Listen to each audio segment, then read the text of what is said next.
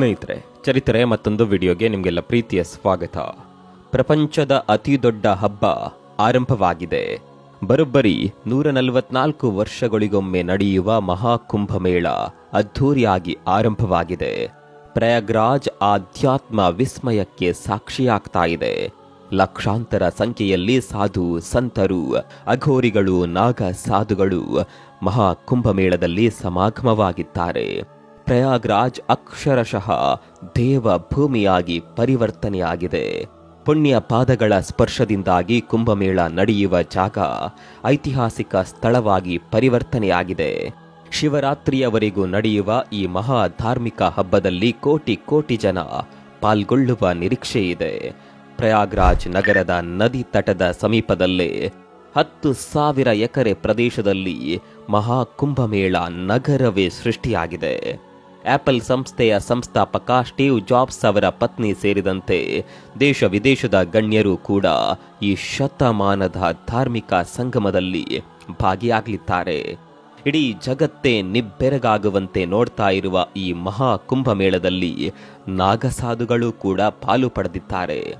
ಈ ನಾಗ ಸಾಧುಗಳ ಇತಿಹಾಸವೇ ಅಚ್ಚರಿಯ ಲೋಕ. ಕುಂಭಮೇಳದಲ್ಲಿ ಇವರೇ ಆಕರ್ಷಣೆಯ ಕೇಂದ್ರಬಿಂದು. ನಾಗ ಸಾಧುಗಳ ವಿಶೇಷತೆ ಒಂದೆರಡಲ್ಲ. ಅವರದ್ದು ಕಠಿಣ ವ್ರತ, ದಿನಕ್ಕೊಂದು ಹೊತ್ತು ಊಟ, ನೀರೇ ಇಲ್ಲದ ಬದುಕು, ಉಗುರುಗಳನ್ನೇ ಕತ್ತರಿಸದೆ ಅಡಿಗಳಷ್ಟು ಬೆಳೆಸಿದ ಸಾಧುಗಳು, ಒಂದು ಕೈಯನ್ನ ಮೇಲಕ್ಕೆತ್ತಿ 16 ವರ್ಷಗಳಿಂದ ಹಾಗೇ ಇರುವವರು. ಹೀಗೆ ಇವರ ವಿಶೇಷತೆಗಳನ್ನ ಹೇಳಲು ಹೊರಟ್ರೆ ಅದು ಹೇಳಿ ಮುಗಿಯಲು ಸಾಧ್ಯವಿಲ್ಲ. ಅಷ್ಟಕ್ಕೂ ಯಾರು ಈ ನಾಗ ಸಾಧುಗಳು, ಅವರ ಹಿನ್ನೆಲೆ ಏನು, ಅವರ ವೃತ್ತ ಹೇಗಿರುತ್ತೆ, ಮಹಾಕುಂಭಮೇಳದ ವಿಶೇಷತೆಗಳೇನು, ಕುಂಭಮೇಳದಲ್ಲಿ ಎಷ್ಟು ವಿಧ, ಎಲ್ಲವನ್ನ ವಿವರವಾಗಿ ತೋರಿಸ್ತೀವಿ ನೋಡಿ.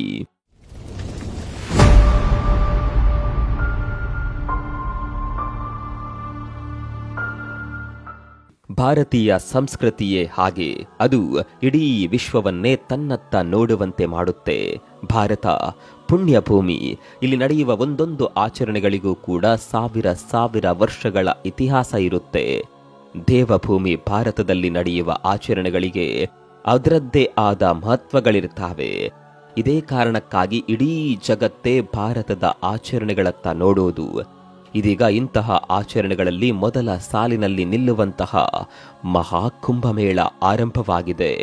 ಕುಂಭಮೇಳದ ಬಗ್ಗೆ ನಿಮಗೆಲ್ಲ ಗೊತ್ತಿರಬಹುದು, ಆದರೆ ಈಗ ನಡೀತಾ ಇರೋದು ಮಹಾಕುಂಭಮೇಳ. ಈ ಮಹಾಕುಂಭಮೇಳ ನಡೆಯೋದು ಬರೋಬ್ಬರಿ 144 ವರ್ಷಗಳಿಗೊಮ್ಮೆ, ಅಂದರೆ ಶತಮಾನಗಳಿಗೊಮ್ಮೆ ಮಾತ್ರ ನಡೆಯುವ ಮಹಾಕುಂಭಮೇಳ ಇದು. ವಿಶೇಷ ಅಂದರೆ 4 ಗ್ರಹಗಳ ಅಪರೂಪದ ಸಂಯೋಜನೆಯಾಗುತ್ತಿರುವ ದಿವ್ಯ ಸಂದರ್ಭದಲ್ಲಿ ಈ ಮಹಾಕುಂಭಮೇಳ ನಡೆಯುತ್ತೆ. ಹೀಗೆ 4 ಗ್ರಹಗಳು ಸಂಯೋಜನೆಯಾಗೋದು 144 ವರ್ಷಗಳಿಗೊಮ್ಮೆ. ಹೀಗಾಗಿ ಶತಮಾನಕ್ಕೆ ಒಂದೇ ಸಲ ಮಹಾಕುಂಭಮೇಳ ನಡೆಯುತ್ತೆ. ಅಂದರೆ ಒಂದು ಪೀಳಿಗೆಯವರಿಗೆ ಈ ಮಹಾಕುಂಭಮೇಳವನ್ನ ಕಣ್ತುಂಬಿಕೊಳ್ಳಲು ಸಾಧ್ಯವೇ ಇಲ್ಲ. ಸ್ನೇಹಿತರೆ, ನಿಮ್ಗೆ ಗೊತ್ತಿರಲಿ, ಈ ಕುಂಭಮೇಳದಲ್ಲಿ ಒಟ್ಟು 4 ವಿಧ. ಮೊದಲನೇದು ಕುಂಭಮೇಳ, ಇದು ಪ್ರತಿ 4 ವರ್ಷಗಳಿಗೊಮ್ಮೆ ನಡೆಯುತ್ತೆ. ಎರಡನೇದು ಅರ್ಧ ಕುಂಭಮೇಳ, ಇದು ಪ್ರತಿ 6 ವರ್ಷಗಳಿಗೊಮ್ಮೆ ನಡೆಯುತ್ತೆ. ಮೂರನೇದು ಪೂರ್ಣ ಕುಂಭಮೇಳ, ಇದು 12 ವರ್ಷಗಳಿಗೊಮ್ಮೆ ನಡೆಯೋದು. ನಾಲ್ಕನೆಯದು ಮಹಾಕುಂಭಮೇಳ, ಇದು ನಡೆಯೋದು 144 ವರ್ಷಗಳಿಗೊಮ್ಮೆ ಮಾತ್ರ. ಇನ್ನು ಈ ಕುಂಭಮೇಳಕ್ಕೆ ಪುರಾತನ ಹಿನ್ನೆಲೆ ಕೂಡ ಇದೆ. ಸ್ನೇಹಿತರೆ, ನಿಮಗೆಲ್ಲ ಸಮುದ್ರ ಮಂಥನದ ಕತೆ ಗೊತ್ತಿರಬಹುದು. ದೇವತೆಗಳು ಮತ್ತು ರಾಕ್ಷಸರ ನಡುವೆ ಅಮೃತ ಪಡೆಯಲು ಯಾವ ರೀತಿಯ ಕಾದಾಟಗಳು ನಡೆಯಿತು ಅನ್ನೋದನ್ನ ನೀವೆಲ್ಲ ಕೇಳಿರಬಹುದು. ಈ ಮಂಥನ ನಡೆಯುವ ಸಂದರ್ಭದಲ್ಲಿ ಅಮೃತ ತುಂಬಿದ ಕುಂಭ ಅಂದರೆ ಮಡಿಕೆಯೊಂದು ಹೊರಹೊಮ್ಮುತ್ತೆ. ಇದನ್ನ ರಾಕ್ಷಸರಿಂದ ರಕ್ಷಣೆ ಮಾಡಲು ಮೋಹಿನಿಯ ವೇಷದಲ್ಲಿದ್ದ ಭಗವಾನ್ ವಿಷ್ಣುವು ಮಡಿಕೆಯನ್ನ ಸ್ವಾಧೀನಪಡಿಸಿಕೊಳ್ತಾನೆ. ಈ ರೀತಿ ವಶಪಡಿಸಿಕೊಂಡು ಮಡಿಕೆಯನ್ನ ಕೊಂಡೊಯ್ಯುತ್ತಿದ್ದ ಸಂದರ್ಭದಲ್ಲಿ ಅಮೃತದ ಹನಿಗಳು ಭೂಮಿ ಮೇಲೆ ಬೀಳುತ್ತವೆ. ಆಗ 4 ಜಾಗಗಳು ಸೃಷ್ಟಿಯಾಗ್ತವೆ. ಅದೇ ಇಂದಿನ ಪವಿತ್ರ ಕ್ಷೇತ್ರಗಳಾದ ಪ್ರಯಾಗ್ರಾಜ್, ಹರಿದ್ವಾರ, ಉಜ್ಜಯಿನಿ ಮತ್ತು ನಾಸಿಕ್ ಕ್ಷೇತ್ರಗಳಾಗಿವೆ.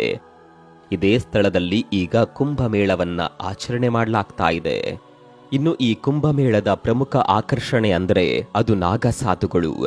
ಈ ನಾಗಸಾಧುಗಳು ಕುಂಭಮೇಳ ಆರಂಭವಾದಾಗ ಲಕ್ಷಾಂತರ ಸಂಖ್ಯೆಯಲ್ಲಿ ಕುಂಭಮೇಳದ ಸ್ಥಳಕ್ಕೆ ಆಗಮಿಸ್ತಾರೆ.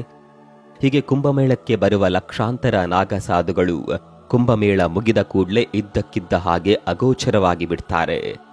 ಮುಂದೆ ಇವರು ಇಷ್ಟೊಂದು ಸಂಖ್ಯೆಯಲ್ಲಿ ಎಲ್ಲೂ ಕೂಡ ಕಾಣಿಸಿಕೊಳ್ಳೋದಿಲ್ಲ. ಒಂದು ರೀತಿಯಲ್ಲಿ ಮಾಯವಾದಂತೆ ಆಗಿಬಿಡ್ತಾರೆ. ಇವರೆಲ್ಲ ಎಲ್ಲಿಂದ ಬಂದ್ರು, ಎಲ್ಲಿಗೆ ಹೋದ್ರು ಅನ್ನೋದು ಗೊತ್ತೇ ಆಗೋದಿಲ್ಲ. ಕೆಲ ಮಾಹಿತಿಗಳ ಪ್ರಕಾರ ಹಿಮಾಚಲ ಪ್ರದೇಶ, ಗುಜರಾತ್ನ ಬೆಟ್ಟಗಳು, ಉತ್ತರಾಖಂಡದಿಂದ ಈ ನಾಗಸಾಧುಗಳು ಕುಂಭಮೇಳಕ್ಕೆ ಬರ್ತಾರೆ. ನಿಮಗೆಲ್ಲ ಗೊತ್ತಿರುವ ಹಾಗೆ ಈ ನಾಗಸಾಧುಗಳು ಸಾಮಾನ್ಯವಾಗಿ ನಗ್ನವಾಗಿಯೇ ಇರ್ತಾರೆ. ಇಂಟ್ರೆಸ್ಟಿಂಗ್ ಸಂಗತಿ ಅಂದ್ರೆ ನಾಗಸಾಧುಗಳು ತಮ್ಮ ಬಗ್ಗೆ ಯಾರಲ್ಲಿಯೂ ಹೇಳಿಕೊಳ್ಳೋದಿಲ್ಲ. ಹೀಗಾಗಿ ಇವರ ಗುರುತುಗಳು ನಿಗೂಢವಾಗಿಯೇ ಇರುತ್ತೆ. ಇನ್ನು ಇವರ ವೃತಾಚರಣೆಗಳು ಘನ ಘೋರವಾಗಿರುತ್ತೆ. ಅದರ ಬಗ್ಗೆ ಹೇಳೋದಕ್ಕಿಂತ ಮುಂಚೆ ಇವರ ಮೂಲದ ಬಗ್ಗೆ ನಿಮಗೆ ಗೊತ್ತಿರಬೇಕು. ಧಾರ್ಮಿಕ ನಾಯಕರ ಪ್ರಕಾರ ಕೈಲಾಸದ ಶಿವನ ಗಣಗಳೇ ನಾಗಸಾಧು ಪಂಥಕ್ಕೆ ಪ್ರೇರಣೆಯಂತೆ. ವೇದಗಳ ಕಾಲದಿಂದಲೂ ಕೂಡ ಈ ನಾಗಸಾಧುಗಳ ಬಗ್ಗೆ ಉಲ್ಲೇಖ ಇದೆ. ಇನ್ನು 8ನೇ ಶತಮಾನದಲ್ಲಿ ಆದಿಶಂಕರಾಚಾರ್ಯರು ಕಠೋರ ವ್ರತಗಳನ್ನ ಮಾಡುತ್ತಿದ್ದ ಸಾಧುಗಳನ್ನ ಒಂದುಗೂಡಿಸಿ ಒಂದು ಪಂಥವನ್ನೇ ರಚನೆ ಮಾಡ್ತಾರೆ. ಅದೇ ಇವತ್ತಿನ ನಾಗಸಾಧು ಪಂಥ. ವಿಶೇಷ ಅಂದ್ರೆ ಈ ಸಾಧುಗಳು ಆಯುಧಗಳನ್ನ ಹಿಡಿದುಕೊಳ್ತಾರೆ. ನೀವೆಲ್ಲ ನಾಗಸಾಧುಗಳ ಕೈಯಲ್ಲಿ ಬರ್ಚಿ, ತ್ರಿಶೂಲಗಳನ್ನ ನೋಡಿರಬಹುದು. ಇದನ್ನ ಒಂದು ರೀತಿಯಲ್ಲಿ ಆಯುಧವಾಗಿ ಕೂಡ ಬಳಸ್ತಾರೆ ಅನ್ನುವ ಮಾತಿದೆ. ಇನ್ನು ಕುಂಭಮೇಳದಲ್ಲಿ ಶಾಯಿ ಸ್ನಾನ ಮಾಡುವ ಮೊದಲು ತ್ರಿಶೂಲವನ್ನ ಪೂಜೆ ಮಾಡಿಯೇ ಸ್ನಾನ ಮಾಡೋದಕ್ಕೆ ಹೊರಡ್ತಾರೆ. ಹಿಂದೂ ಧರ್ಮಕ್ಕೆ ತೊಡಕು ಉಂಟು ಮಾಡುವವರ ವಿರುದ್ಧ ಈ ನಾಗ ಸಾಧುಗಳು ಹೋರಾಟ ಮಾಡಿದ ಉದಾಹರಣೆ ಕೂಡ ಇದೆ. ಅದರಲ್ಲಿ ಒಂದೆರಡು ಉದಾಹರಣೆಗಳನ್ನ ನೋಡೋದಾದ್ರೆ, ಒಂದು ಬಾರಿ ಮೊಘಲ್ ಸುಲ್ತಾನನಾದ ಔರಂಗಜೇಬನ ಸೇನಾಧಿಕಾರಿ ಮಿರ್ಜಾ ಅಲಿ ತುರಂಗ್ ಎಂಬಾತ ಕಾಶಿಯ ಮೇಲೆ ದಾಳಿ ಮಾಡಿದ ಸಂದರ್ಭದಲ್ಲಿ ನಾಗ ಸಾಧುಗಳು ಕಾಶಿಯ ವಿಶ್ವನಾಥನ ದೇವಾಲಯದ ರಕ್ಷಣೆಗೆ ನಿಂತು ಬಿಟ್ಟಿದ್ರು. ಈ ಹೋರಾಟದಲ್ಲಿ ನಾಗ ಸಾಧುಗಳು ಪ್ರಾಣವನ್ನ ಕೂಡ ತ್ಯಾಗ ಮಾಡಿದ್ರು. ಇನ್ನು ಔರಂಗಜೇಬನ ಸೈನ್ಯ ಹರಿದ್ವಾರದ ಮೇಲೆ ದಂಡೆತ್ತಿ ಬಂದ ಸಂದರ್ಭದಲ್ಲಿ ಕೂಡ ನಾಗ ಸಾಧುಗಳು ಹರಿದ್ವಾರದ ರಕ್ಷಣೆಗೆ ನಿಂತ ಬಗ್ಗೆ ಇತಿಹಾಸದಲ್ಲಿ ದಾಖಲಾಗಿದೆ.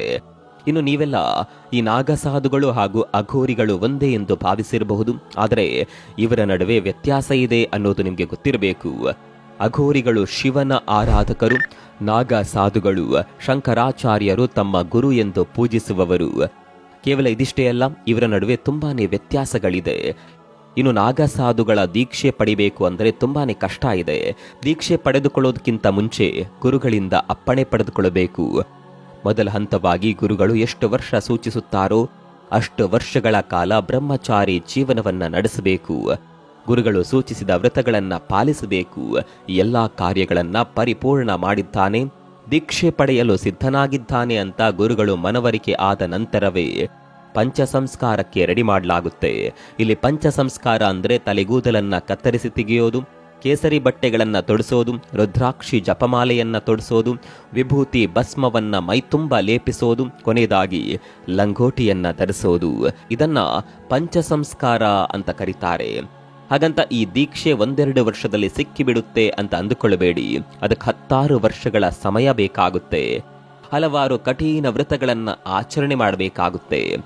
ಅದರಲ್ಲೂ ಲೈಂಗಿಕ ಕಾಮನೆಯನ್ನ ದೂರ ಮಾಡೋದಕ್ಕೆ 10 ಹಲವು ಘೋರ ವ್ರತಗಳನ್ನ ಆಚರಣೆ ಮಾಡಲಾಗುತ್ತೆ. ಮರ್ಮಸ್ಥಾನಗಳಿಗೆ ಭಾರವಾದ ಕಲ್ಲುಗುಂಡುಗಳನ್ನ ನೇತಾಡಿಸೋದು, ಚಡಿಯೇಟು ಮುಂತಾದವುಗಳನ್ನ ಇಲ್ಲಿ ಆಚರಿಸಲಾಗುತ್ತೆ. ಇನ್ನು ದೀಕ್ಷೆ ಸಿಗುವ ಮುನ್ನವೇ ಕೇವಲ ಲಂಗೋಟಿಯಲ್ಲಿ ಓಡಾಡಬೇಕು. ನಾಚಿಕೆ ಅನ್ನೋದು ಇರಬಾರದು. ದೇಹಕ್ಕೆ ಯಾವುದೇ ರೀತಿಯ ಅಲಂಕಾರಗಳನ್ನ ಮಾಡಿಕೊಳ್ಳಬಾರದು. ಎಲ್ಲದಕ್ಕಿಂತ ಹೆಚ್ಚಾಗಿ ಸ್ವಂತವಾಗಿ ಆಸ್ತಿ ಪಾಸ್ತಿ ಏನನ್ನ ಕೂಡ ಹೊಂದುವಂತಿಲ್ಲ. ಹೀಗೆ ಎಲ್ಲವನ್ನ ತ್ಯಜಿಸಿ ಕಠಿಣ ವ್ರತಗಳನ್ನ ಆಚರಣೆ ಮಾಡಿದ ಮೇಲೆಯೇ ದೀಕ್ಷೆ ನೀಡಲಾಗುತ್ತೆ. ದೀಕ್ಷೆ ಸಿಗುವ ಮುನ್ನ ಒಂದು ರೀತಿಯ ಕಷ್ಟ ಆದರೆ ದೀಕ್ಷೆ ಸಿಕ್ಕಿದ ನಂತರ ಬದುಕು ಇನ್ನೂ ಘೋರವಾಗುತ್ತೆ. ಹಿಮಾಲಯದ ಚಳಿಯಲ್ಲೇ ಬದುಕಬೇಕು ಅಂದ್ರೆ ಅಷ್ಟು ಸುಲಭವಂತೂ ಖಂಡಿತವಾಗಿಯೂ ಇಲ್ಲ. ಇನ್ನು ಊಟ ಸಿಕ್ಕಿದ್ರೆ ಸಿಕ್ತು, ಇಲ್ಲ ಅಂದ್ರೆ ತಿಂಗಳುಗಟ್ಲೆ ಉಪವಾಸದಲ್ಲೇ ಬದುಕಬೇಕಾಗುತ್ತೆ. ನಾಗ ಸಾಧುಗಳು ಎಲ್ಲದಕ್ಕೂ ಕೂಡ ನಾಗ ಸಾಧುಗಳು ರೆಡಿಯಾಗಿರಬೇಕು. ಇನ್ನು ಇವರ ಜೀವನದ ಪ್ರಮುಖ ಘಟ್ಟಗಳಲ್ಲಿ ತಪಸ್ಸು ಕೂಡ ಒಂದು. ಋಷಿಗಳು ಮಾಡಿದಂತೆ ಇವರು ಕೂಡ ವರ್ಷಾನುಗಟ್ಟಲೆ ತಪಸ್ಸು ಮಾಡಿದ ಉದಾಹರಣೆ ಇದೆ. ಹಲವು ವರ್ಷಗಳ ಕಾಲ ಒಂದು ಗುಹೆಯಲ್ಲಿ ಕುಳಿತುಕೊಂಡು ತಪಸ್ಸು ಮಾಡುವ ಈ ಸಾಧುಗಳು ನಂತರ ಗುಹೆಯನ್ನ ಕೂಡ ಬದಲಾಯಿಸ್ತಾರೆ. ಹೀಗೆ ಅವರು ಎಲ್ಲಿಂದ ಎಲ್ಲಿಗೆ ಹೋಗ್ತಾರೆ ಅನ್ನೋದು ಹೇಳೋದು ಕಷ್ಟ. ನಾಗ ಸಾಧುಗಳು 1ರಿಂದ ಇನ್ನೊಂದಕ್ಕೆ, 2ರಿಂದ 3ಕ್ಕೆ, 3ರಿಂದ 4ನೇ ಗುಹೆಗಳಿಗೆ ಬದಲಾಗುತ್ತಲೇ ಇರ್ತಾರೆ. ಇನ್ನು ನಾಗ ಸಾಧುಗಳು ಏನನ್ನ ತಿಂತಾರೆ ಅನ್ನುವ ಪ್ರಶ್ನೆಗಳು ನಿಮ್ಮ ಮನಸ್ಸಿನಲ್ಲಿ ಕೂಡ ಮೂಡಿರಬಹುದು. ಈ ಪ್ರಶ್ನೆಗೆ ಉತ್ತರ ಹೇಳೋದು ಸ್ವಲ್ಪ ಕಷ್ಟ.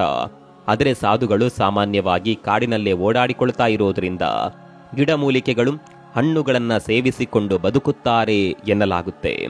ಅದೇನೇ ಇರಲಿ, ನಾಗ ಸಾಧುಗಳ ಜೀವನವೇ ಒಂದು ನಿಗೂಢ ರಹಸ್ಯ. ಈ ನಾಗ ಸಾಧುಗಳು ಮಹಾಕುಂಭದಲ್ಲಿ ಬಂದು ಸೇರಿದ್ದಾರೆ. ಈ ಮಹಾಕುಂಭ ಮೇಳದ ಬಗ್ಗೆ ನಿಮ್ಗೇನನ್ಸುತ್ತೆ ಕಾಮೆಂಟ್ ಮಾಡಿ.